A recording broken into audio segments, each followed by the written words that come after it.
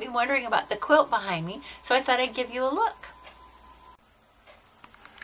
So here's the quilt. Hey, Jane LaFazio here. Here's the quilt I made. It's called, what's it called?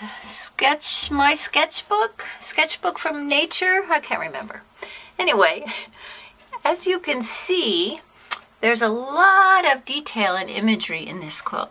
It's quite large. It's 2 by 5 feet.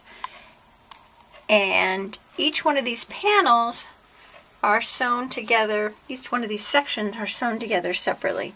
They're created individually and then sewn together. Let's go in and see if I can get a close-up. Like, this is from my sketchbook.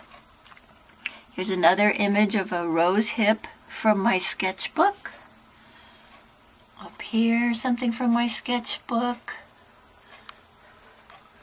This is more daisies from my sketchbook on rusted fabric. This is just drawn with a sewing machine. Rose hips. Birds. Bird and daisy.